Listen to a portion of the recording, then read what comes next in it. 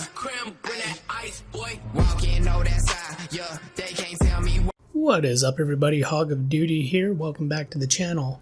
Today I have for you the very first time I've posted on this channel a reverse boosted gameplay on Nuketown with my buddy Dark Lord 35, who is 53 years old. So I've been doing quite a bit of reverse boosting when I do play, and I gotta say it's actually the only reason to have fun with this game.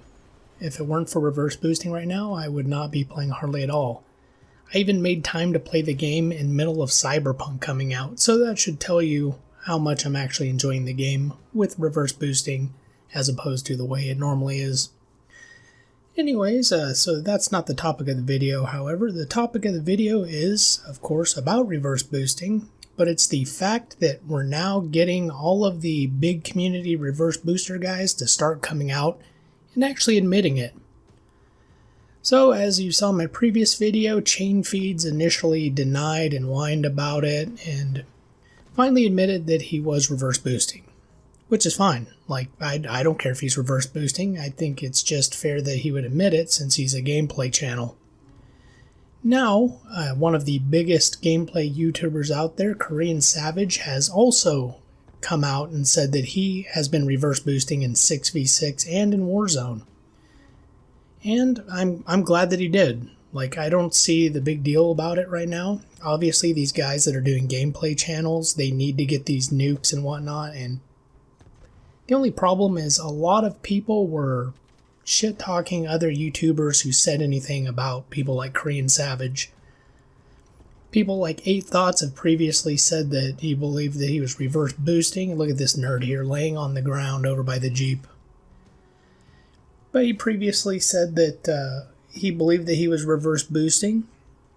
Thunder said the same. All those guys that do the commentaries have said the same thing. And it's no surprise. Everyone already suspected it. He just came out and admitted it.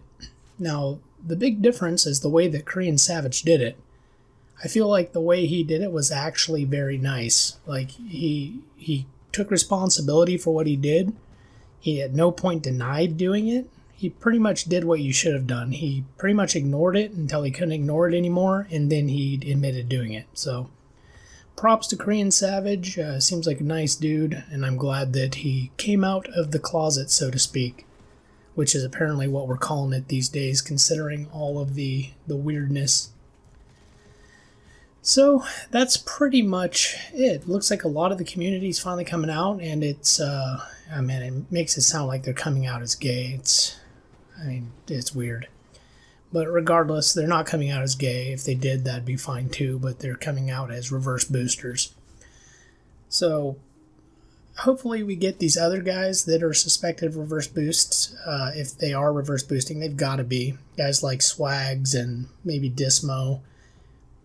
There's no way to grind all the camos in this game and actually hold a decent KD if you're not reverse boosting. It's just not possible, in my opinion. I've played quite a bit of the game, and unless you're using the sweatiest gun possible, there ain't no way that you're getting dark matter playing with these launchers and other crap weapons. And like I said before, I don't care if they're reverse boosting. I just want to hear that they are, and the reason I want to hear that they are is because the more big community members, the guys that Activision has brought out year after year to test out the new Call of Duties before they come out, you know, they fly them out, they wine and dine them. Now that these guys are coming out as not enjoying the game and reverse boosting to have a good time, maybe that will be a little bit of a wake-up call for Activision. Now, in my opinion, the other thing that really needs to happen is we need to boycott the microtransactions. We need to boycott the battle pass. We need to make sure that we're not giving money to Activision until they fix the game. If we just keep on shoveling money over to them, do you think they're going to give a shit? They want these little dweebs to keep playing the game. So they're, of course, going to keep the skill-based matchmaking in, but if we keep running in and doing this to their lobbies, maybe they won't have any other choice. Because these guys, do you think these guys are really getting any better playing against each other? I'll give you the answer. The answer is no. These guys are not good. Like, I'm not the greatest player in the world. I have usually a decent KD, a 2+ in most Call of Duties, and I think I had over a 3 in Black Ops 4. But I learned to play Call of Duty by being bad. You never learn to get good against players that are just your level. And for the ones that have been playing it for years, you can't tell if you're even getting any better or you're getting worse, because you're just getting, 15 and 10 gameplays, 21 and 17 gameplays. Occasionally get lucky and get a 30 and 10 gameplay. And then after that, because you dropped that many kills, guess what? Now you're going to go 14 and 19. It's a frustrating experience. It's not fun. The one thing you'll notice is in these lobbies, I have some more gameplays that I'll post with the reverse boosting, but in these lobbies, you can actually run around and stuff if you want to. Now, that's one thing about Cold Wars. Generally, you can run around anyways, but in these lobbies, for sure, with these bad kids, you can run around and kind of do what you want. You can try out the other guns. You don't have to run whatever the meta happens to be at the time.